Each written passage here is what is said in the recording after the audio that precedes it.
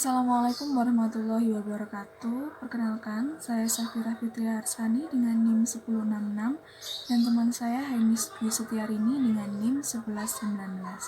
Kali ini kami akan mempresentasikan mengenai Sustainability Principle Theories, Research and Education.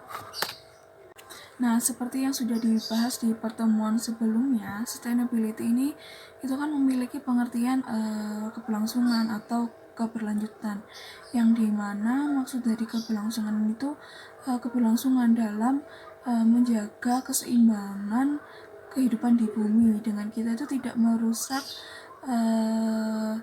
ekologi dan selalu menjaga keseimbangan alam setelah kita itu memuaskan kebutuhan hidup kita.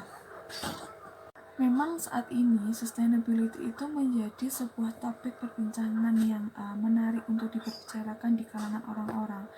Dan kini sustainability itu menjadi sebuah fitur yang digunakan untuk menentukan realitas keberlangsungan hidup manusia di masa depan.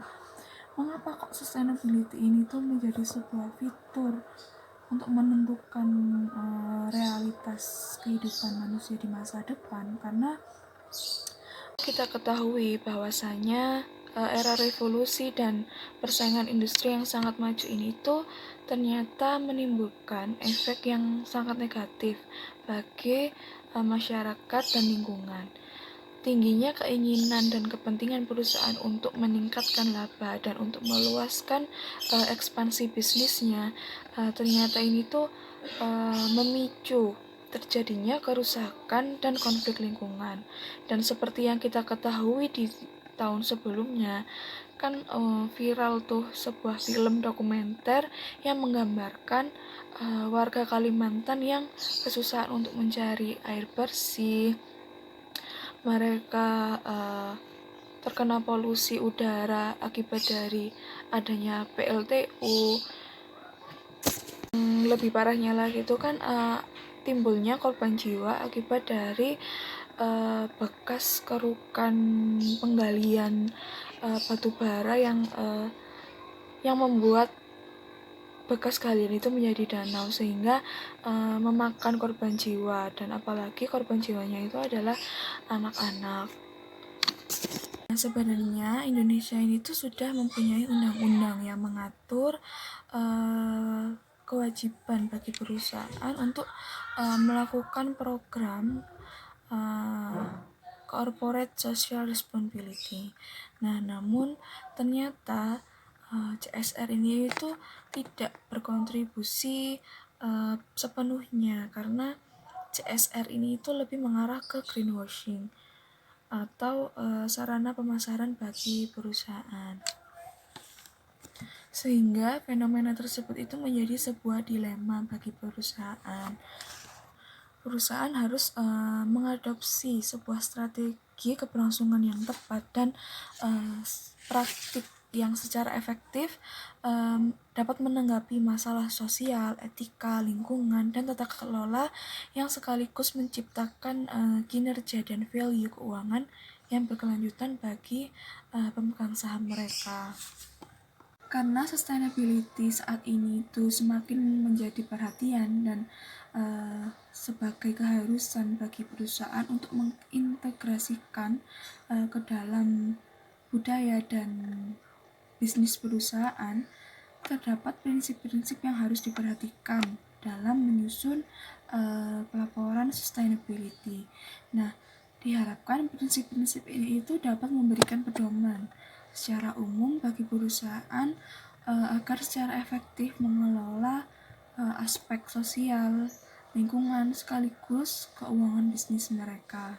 Nah, prinsip-prinsip yang harus diperhatikan dalam penyusunan pelaporan sustainability ini itu ada 4.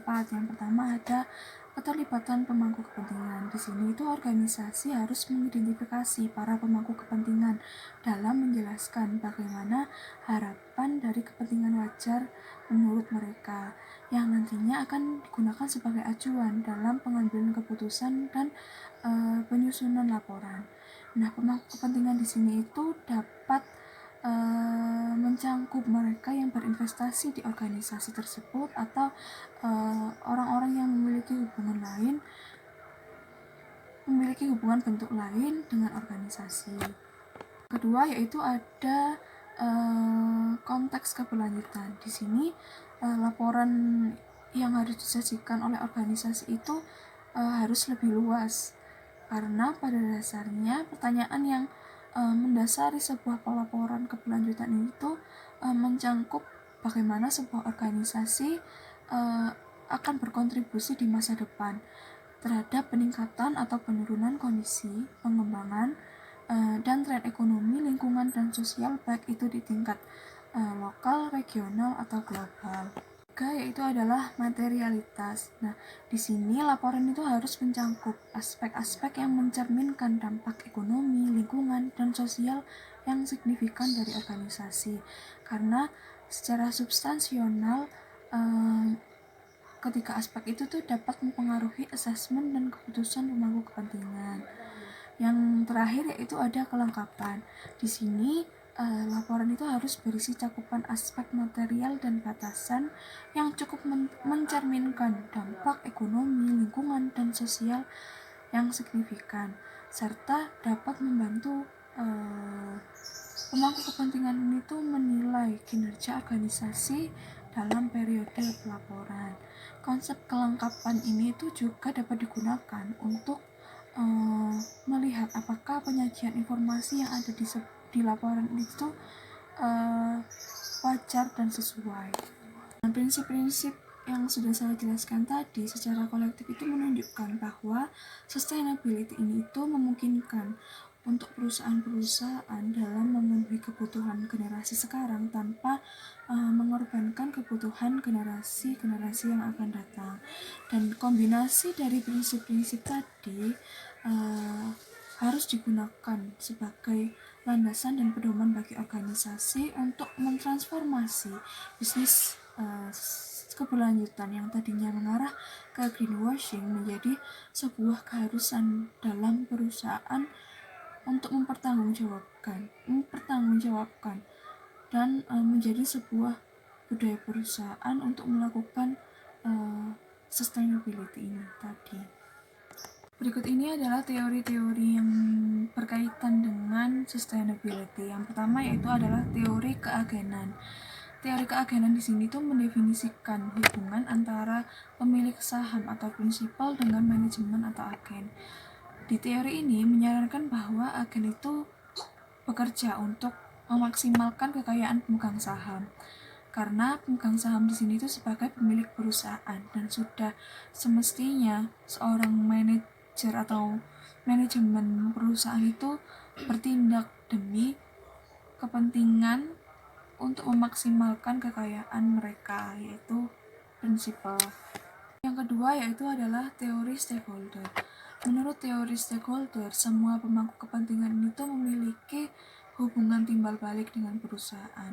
Oleh karena itu, organisasi itu tidak hanya bertanggung jawab kepada investor, tetapi juga menyeimbangkan banyaknya harapan dan kepentingan pemangku kepentingan yang dapat mempengaruhi atau dipengaruhi oleh tindakan organisasi. Nah, teori ini tuh percaya bahwa dengan perusahaan melakukan sustainability, maka dapat meningkatkan reputasi perusahaan. Ketiga yaitu adalah institutional teori. Menurut teori ini, keputusan perusahaan untuk melakukan pelaporan sustainability itu tergantung pada banyaknya dinamika organisasi dan variasi penggerak regulatif, normatif, dan kognitif yang terkait erat dengan di mana konteks organisasi itu berakar. Jadi keputusan perusahaan untuk memulai proses pelaporan keberlanjutan itu tergantung pada banyaknya dinamika yang dialami oleh organisasi. Yang selanjutnya yaitu adalah teori sinyal. Teori sinyal di sini itu menunjukkan bahwa jika perusahaan memiliki kinerja sustainability dengan baik sehingga dapat membedakan dirinya dengan perusahaan lain, hal tersebut itu merupakan sebuah sinyal bagi perusahaan tersebut karena dapat dengan mudah ditiru oleh perusahaan lain yang belum memiliki pelaporan sustainability yang baik. Dan selanjutnya yaitu adalah legitimasi teori.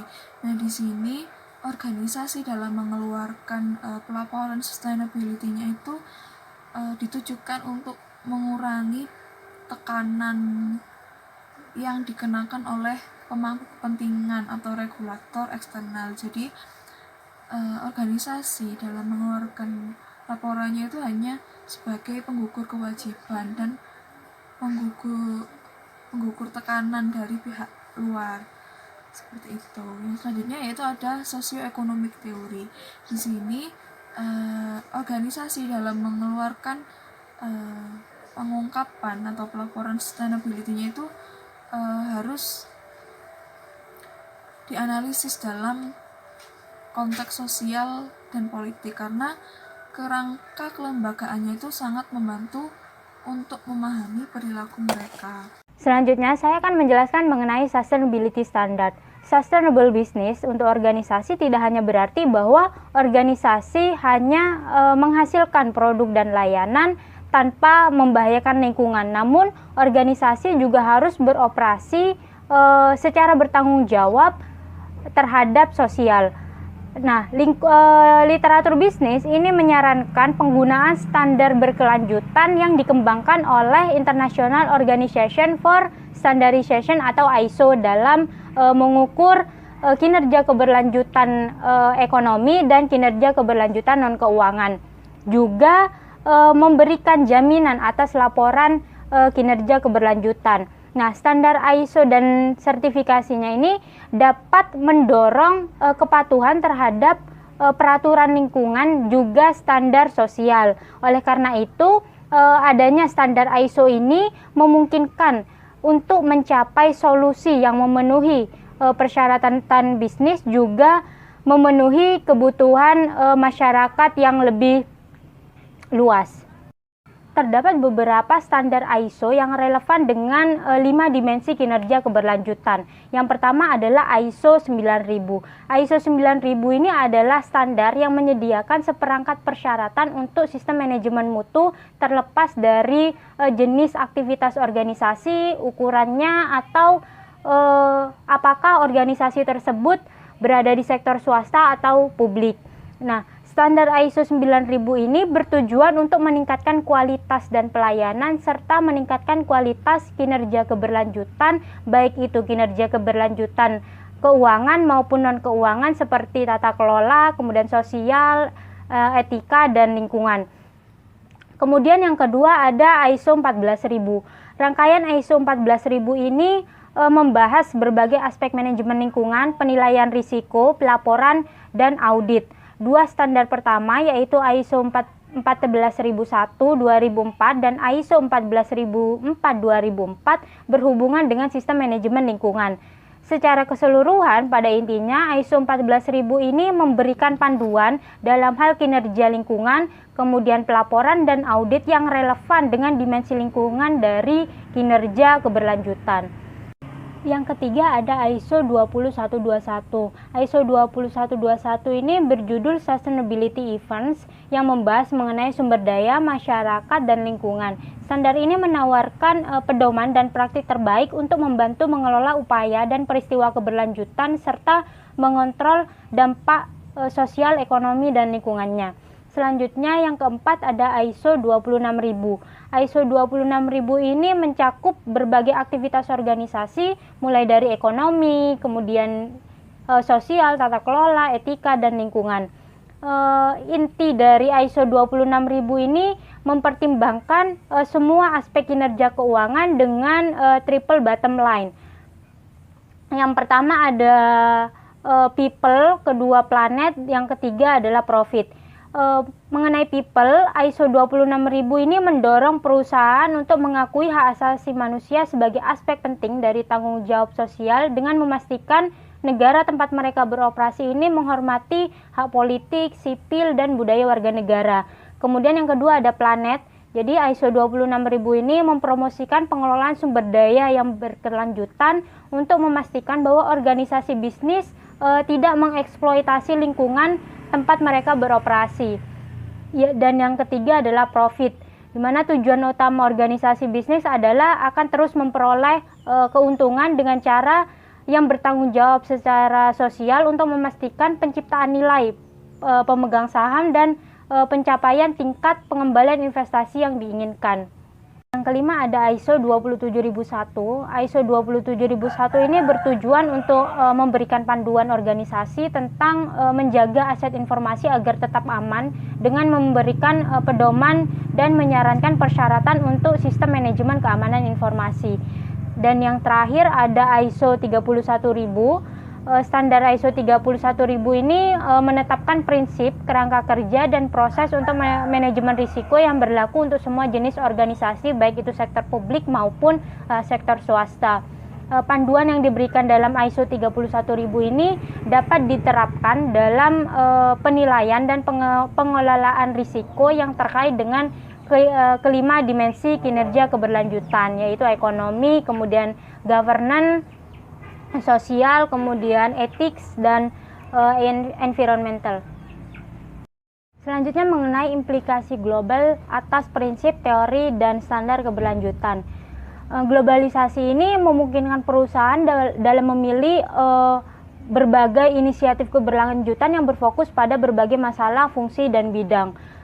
Dan berbagai program keberlanjutan ini memiliki manfaat termasuk dalam hal mengatasi masalah lingkungan, kemudian mengurangi limbah, mengurangi risiko, meningkatkan hubungan dengan masyarakat. Nah, program keberlanjutan juga memungkinkan perusahaan untuk mengambil tindakan yang tepat dalam mempromosikan kegiatan sosial, menciptakan nilai kepada pemegang saham, sekaligus mematuhi peraturan yang berlaku. Terdapat 4 implikasi teori dan standar keberlanjutan. Yang pertama, kerangka kerja bisnis sustainability dan 5 dimensi sustainability performance ini digerakkan dan dibangun di atas stakeholder teori yang merupakan proses menciptakan nilai bersama bagi seluruh stakeholder. Kedua, tujuan dan sasaran utama organisasi adalah untuk memaksimalkan nilai perusahaan. Nah, dengan bisnis sustainability ini, tujuan memaksimalkan nilai perusahaan itu dapat dicapai dengan melindungi kepentingan seluruh stakeholder termasuk investor, kreditor, pemasok, pelanggan, karyawan, lingkungan, dan masyarakat. Kemudian implikasi yang ketiga adalah menyeimbangkan kinerja jangka pendek dan jangka panjang di kelima dimensi kinerja keberlanjutan. Dan implikasi yang terakhir adalah sifat multidimensi dari kinerja keberlanjutan di semua bidang. Nah, kinerja keberlanjutan di semua bidang ini saling terkait dan harus diintegrasikan ke manajemen rantai pasokan. Selanjutnya mengenai sustainability research. Penelitian terkait keberlanjutan awalnya ini berfokus pada CSR yang membahas alasan pengeluaran CSR dan hubungan antara aktivitas CSR dengan kinerja perusahaan. Sesuai dengan stakeholder teori, aktivitas CSR ini dipandang sebagai komponen misi perusahaan untuk melindungi kepentingan seluruh stakeholder sehingga pengeluaran CSR dianggap sebagai investasi. Terdapat 5 aliran penelitian yang membahas berbagai aspek keberlanjutan.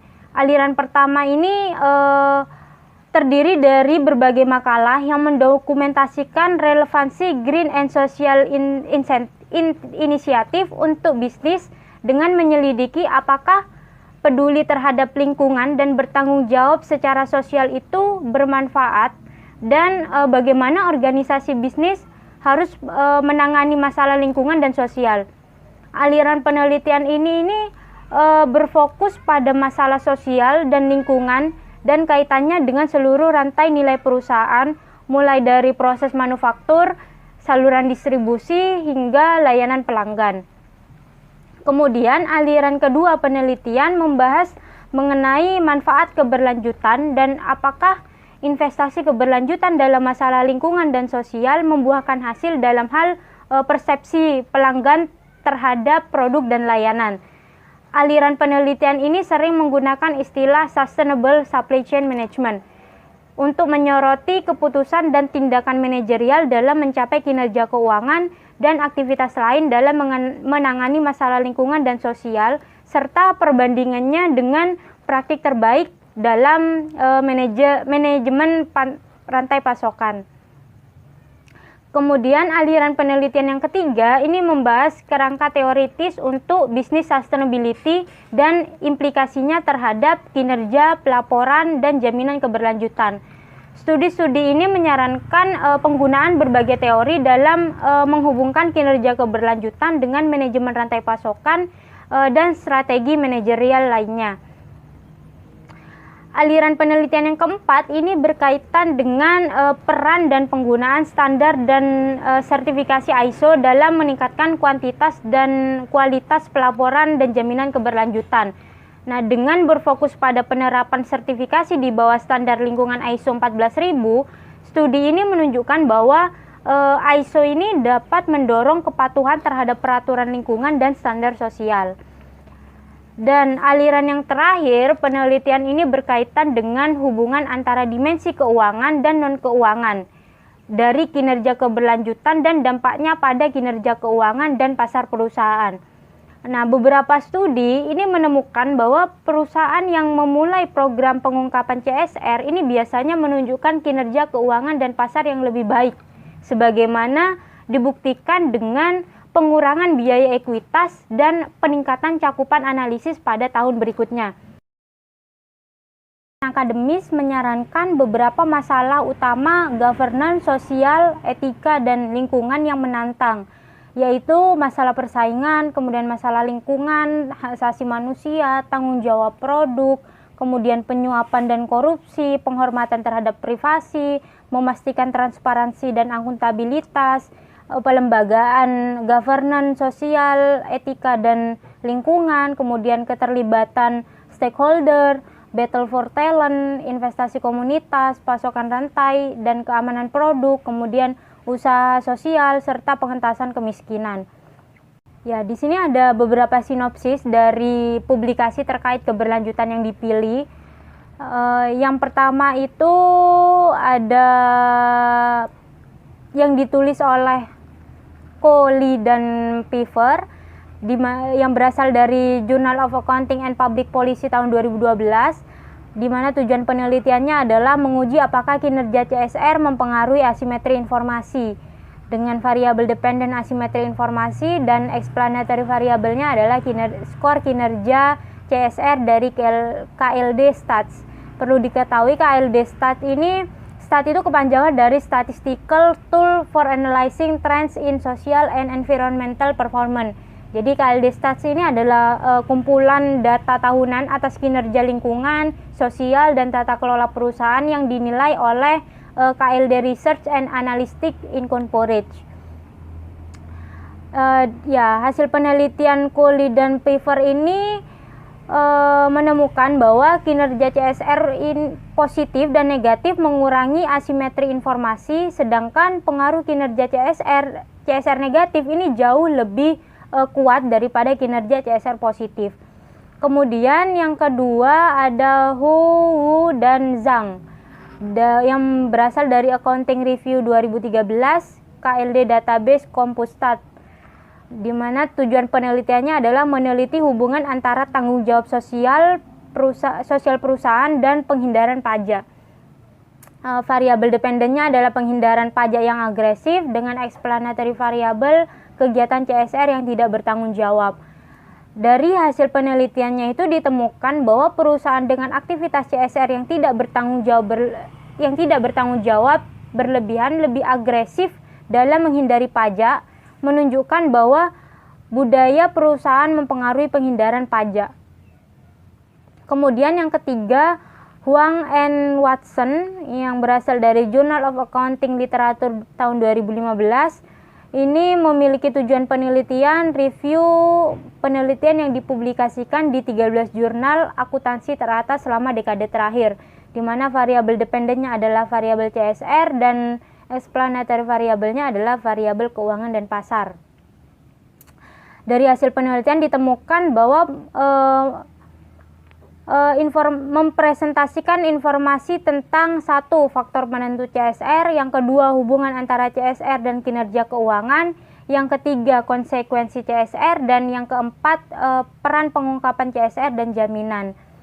Dan contoh yang keempat ada dari Hamel and Slick, berasal dari Journal of Accounting and Public Policy tahun 2016, KLD Database Bloomberg, di mana tujuan penelitiannya adalah menguji hubungan antara kinerja keberlanjutan dan pengungkapan keberlanjutan menggunakan pengungkapan sukarela dan teori legitimasi.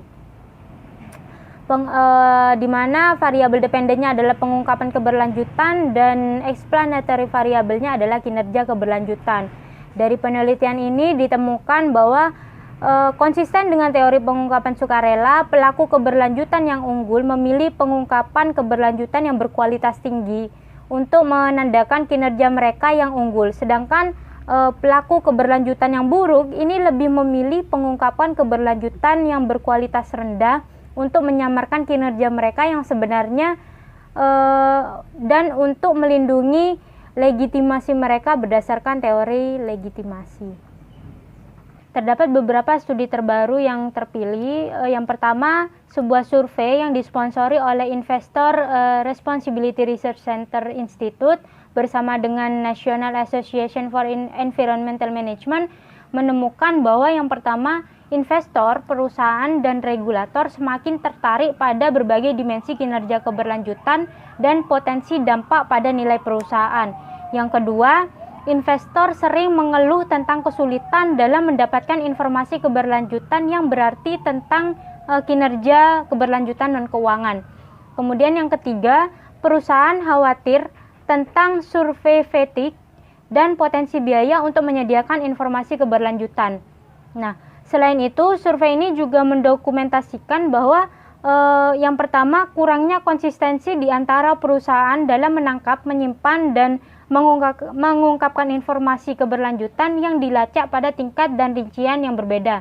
Yang kedua, ada kebutuhan mendesak untuk perbaikan dalam mengkomunikasikan informasi keberlanjutan kepada semua pemangku kepentingan. Dan yang ketiga, keberlanjutan pedoman dan praktik pelaporan dan jaminan harus diutamakan, diserahkan, dan dipromosikan untuk menciptakan konsistensi dalam pelaporan informasi keberlanjutan. Nah, kemudian survei tahun 2012 yang dilakukan oleh MIT Sloan Management Review, Boston Consulting Group menunjukkan bahwa 31% dari perusahaan yang disurvei ini melaporkan bahwa keberlanjutan ini berkontribusi pada keuntungan mereka. Nah, sementara 70% diantaranya telah mempertimbangkan keberlanjutan secara permanen dalam agenda manajemen mereka. Nah, menurut greenpeace.com dan pengembangan keberlanjutan di UPS, ada 5 cara untuk meyakinkan eksekutif senior tentang pentingnya keberlanjutan. Yang pertama, keberlanjutan ini memungkinkan pengurangan biaya dan peningkatan efisiensi. Yang kedua, keberlanjutan memberikan insentif kepada organisasi untuk fokus pada penilaian risiko, kemudian manajemen dan mitigasi dalam hal risiko keuangan, operasional, kepatuhan, strategi, dan reputasi. Kemudian yang ketiga, keberlanjutan ini dapat menciptakan peluang kompetitif dan pendapatan baru. Yang keempat, keberlanjutan juga mendorong inovasi. Dan yang terakhir, keberlanjutan mempromosikan perekrutan, pengembangan, dan retensi karyawan yang berbakat. Terdapat beberapa kajian mengenai pengungkapan CSR di mainland China yang didasarkan pada teori-teori yang berkembang di negara-negara barat. Yang pertama dilakukan oleh Shen tahun 2007. Ini adalah salah satu studi paling awal yang meneliti determinan pelaporan CSR di mainland China. Jadi dengan menggunakan perusahaan yang terdaftar di Bursa Efek Shanghai dan Shenzhen sebagai sampel, dia menemukan bahwa perusahaan besar dan menguntungkan ini lebih cenderung menerbitkan laporan CSR.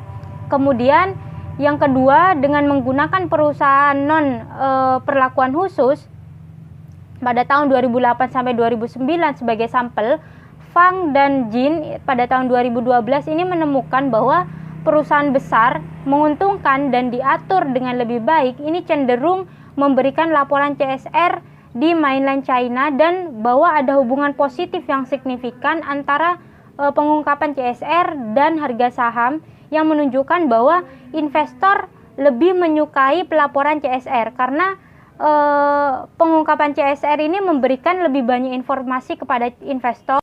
Kemudian Li dan Xiao pada tahun 2012 juga melaporkan bahwa pelaporan CSR ini dapat mengurangi asimetri informasi antara perusahaan dengan investor. Nah, mereka juga menemukan bahwa perusahaan dengan pengungkapan CSR ini berhubungan positif dengan likuiditas saham. Hal ini menegaskan hipotesis mereka bahwa investor ini lebih menyukai pengungkapan CSR. Kemudian yang terakhir, Yi dan Chang pada tahun 2011 juga menunjukkan hubungan positif yang signifikan antara deviasi dari kinerja CSR yang optimal dengan biaya hutang. Sekian presentasi dari kami, kurang lebihnya mohon maaf. Wassalamualaikum warahmatullahi wabarakatuh.